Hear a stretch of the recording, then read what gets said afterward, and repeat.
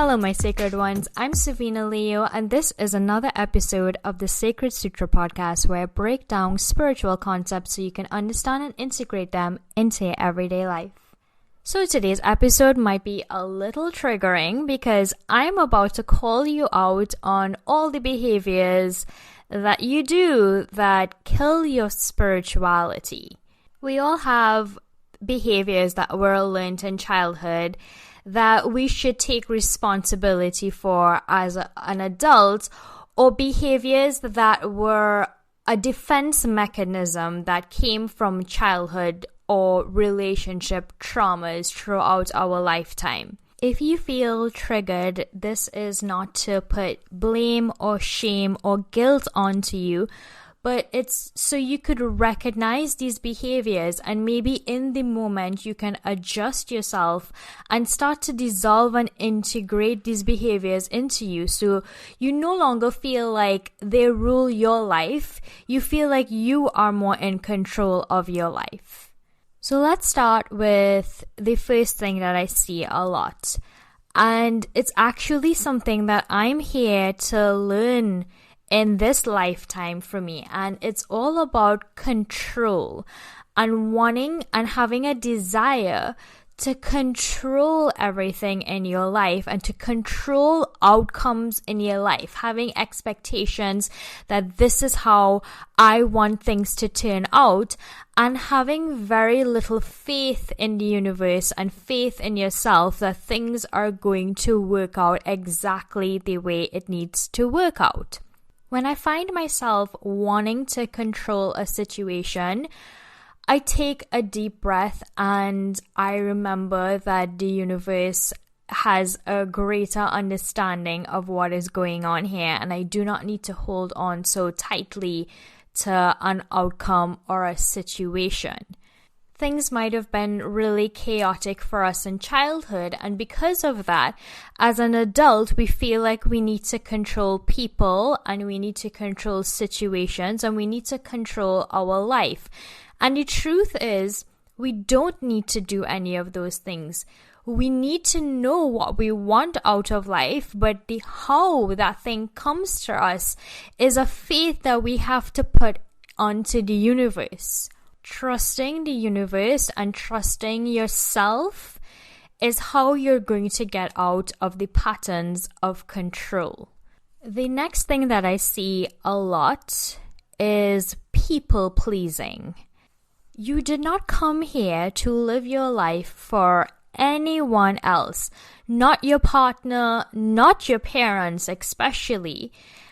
What I see happening is that we disregard our own drive or will for things in life so others could feel safe and comfortable, and we deny parts of ourselves that is here to express itself spiritually. When you decided to come onto this earth, everyone around you knew what you wanted to accomplish.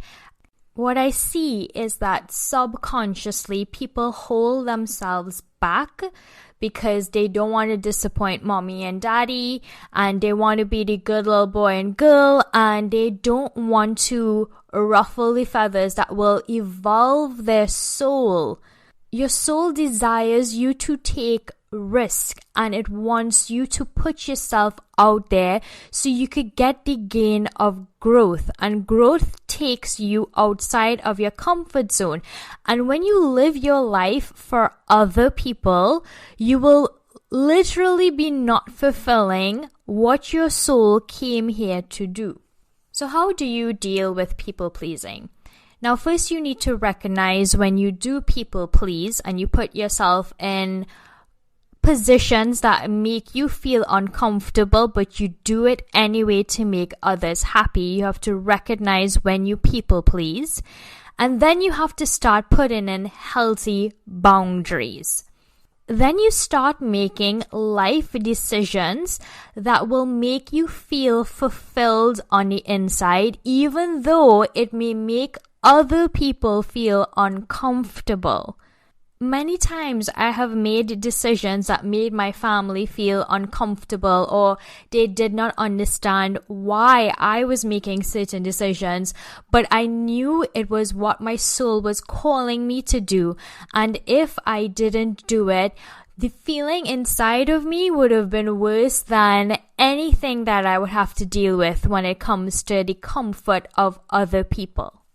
People pleasing means you are not living your truth, you are living the truth of someone else, and only you can take responsibility for that. Now, on the flip side of people pleasing, there is avoidance.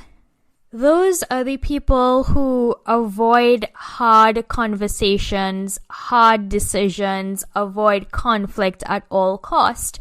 And the thing is, the universe understands that conflict is necessary in a three-dimensional world in order for you to grow. The whole perception of there should be no conflict isn't, especially in a spiritual practice, is not true. Nature itself is filled with conflicts and doesn't avoid itself at any cost. It faces itself head on. And those people who just avoid things and live a very fearful life tend to not be fulfilled later on. I tend to see those people having a lot of regret later on in their life because they wish they were brave enough to make the hard decisions and not avoid them earlier on in life when they had the time to do it. When you avoid things, you don't ever come to a resolution. Your soul has no space to grow. It almost stays stuck and stagnant.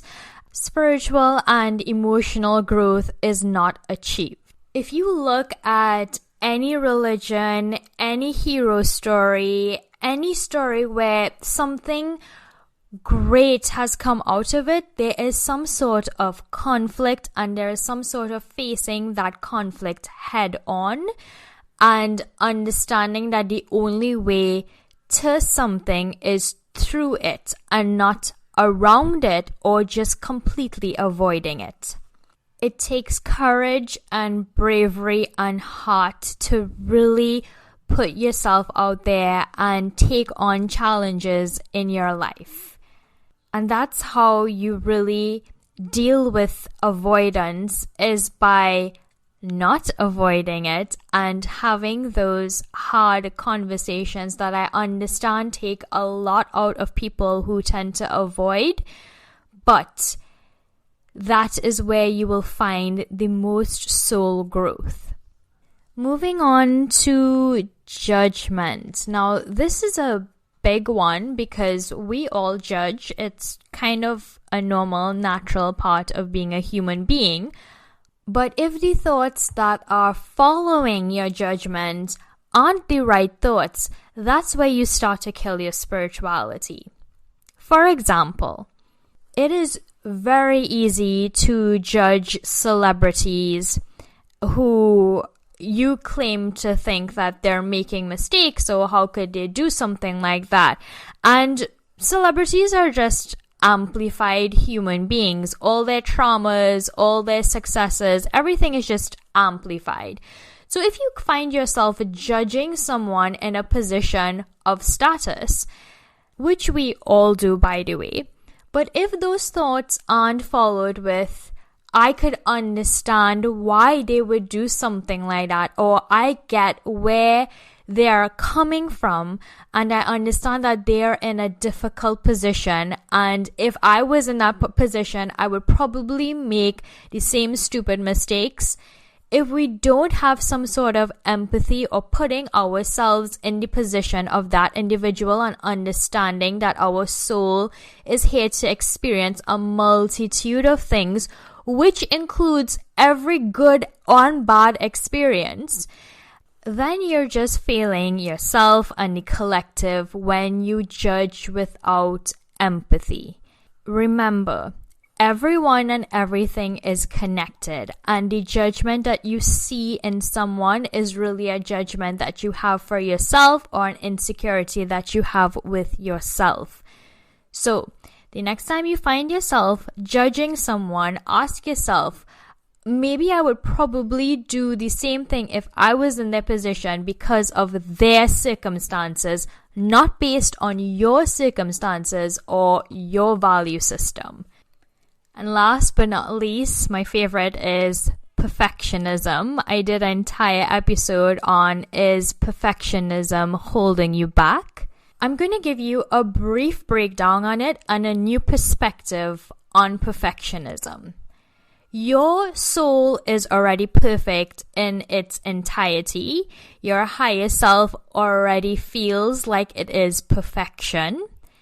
So there is no need to be a perfect human being, because the whole reason you came onto earth is to make mistakes and have crazy experiences so your soul could grow and understand itself even better. I'm going to leave you with this crazy food for thought.